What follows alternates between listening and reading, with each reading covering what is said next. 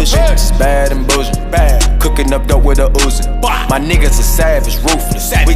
As a girl, there are a lot of shared experiences that we go through that presumably straight, cisgendered guys are oblivious as fuck to. And one of those experiences is getting hit on by someone in whom you have absolutely no interest. This is a story of one of those times. The background info. I used to work as a legal assistant at an immigration nonprofit, and one of the things I do was legal screenings. Basically, I'd have to interview people to see if they had a case. Brown people watching this, you know you have that one family member that's always in everyone's drama who should work for the fucking police department to cut down their unsolved crime rates, because you know any leads, she's taking that shit down to questioning. Yeah, that was me. I was your tia.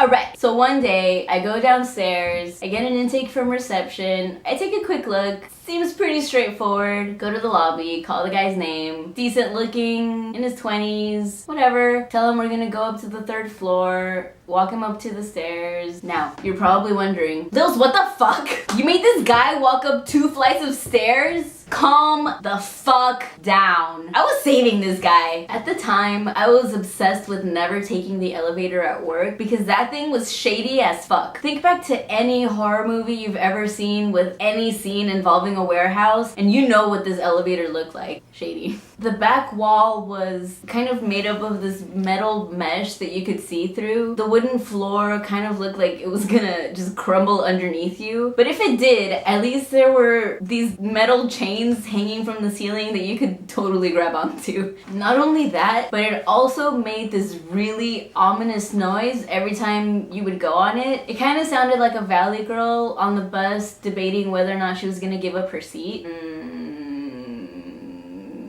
Wait, what is a valley girl doing on the bus? This example makes no fucking sense. And it regularly got stuck. Fuck that shit. We're taking the stairs. Mistake number 1. I went up first. As the well-mannered young lady that I am, bullshit, I always let my clients go up first. Is it because I'm a nice person?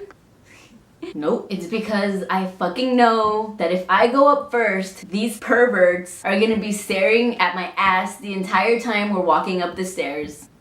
Don't look at me. Tell me I'm wrong. You're not wrong, so you must be right. Not wrong. At the stairs, I'm like, oh, after you. And this bitch is like, oh, I've never been here before. I don't really know where we're going. After you. I'll follow you. I'm not gonna stand here in the lobby and debate this shit. Whatever. I'll go up first. But I'm not fucking happy about it. Mistake number 2. I'm walking up the stairs. I asked some stupid, meaningless small talk question that I honestly couldn't give half a fuck about. I turn around and what do I see? This bitch is fucking answering my ass. Am I interrupting something here? Like, should I leave you 2 alone to continue this deep conversation? Men are great.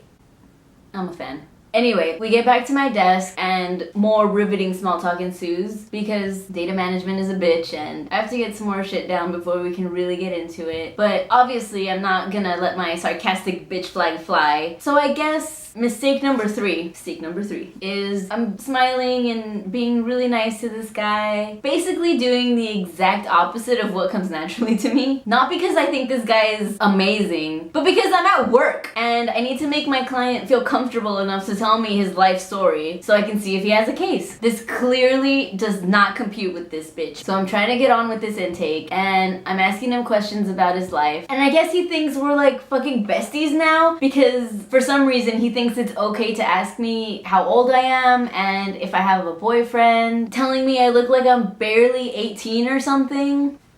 What? Like, what kind of shit is that? I told him I was 23. No, I don't have a boyfriend. But have you ever been the victim of a crime? I don't know. I'm just really fucking smooth, you guys. And he goes, the victim of a crime? Like, what kind of crime? Okay, looking back, that should have been more obvious. But people always act really uncomfortable when you're trying to interrogate them to find out all the shit that's gone down. So I wasn't really concerned. And I say anything, domestic violence, any kind of abuse, no. Okay. Then I start asking more personal questions because he had indicated on his intake that he had had some kind of prior police contact, and hey, that could be something for his case. But I noticed he started getting really uncomfortable. He wasn't giving me his cocky bro smile anymore. He wasn't manspreading all over my chairs. He wasn't leaning towards me anymore. anymore. So obviously, assuming he's uncomfortable because he's internalized some toxic masculinity bullshit, I go into full tia mode during ¿Y tu novio? Season, and I'm asking invasive questions left and right until this hoe finally pulls out his certified court disposition and hands it to me.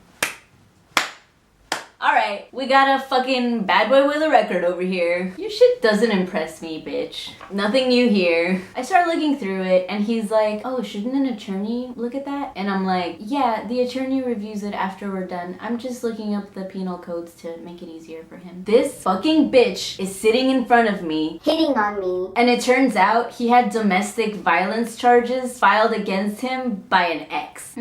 Yeah, that's cute. I dive right into that shit. Oh, you've had 2 convictions? How long were your sentences? Did you do any community service, probation, anger management classes? I gave no fucks. You think I'm not gonna call that shit out, dude? And you know what? I did it for nice girls everywhere whose good manners and politeness get mistaken for flirting by creepy weirdos all the fucking time. Okay, not me, because I'm really not that nice. But, you know, those girls, you know, it was for them. Basically, I'm like a feminist hero for calling that shit out. You're welcome. And for all you're wondering, having the domestic violence charges pretty much fucked him over, and he had no case. But everyone else lived happily ever after. Well, as much as it's possible in this fucking ridiculous political climate.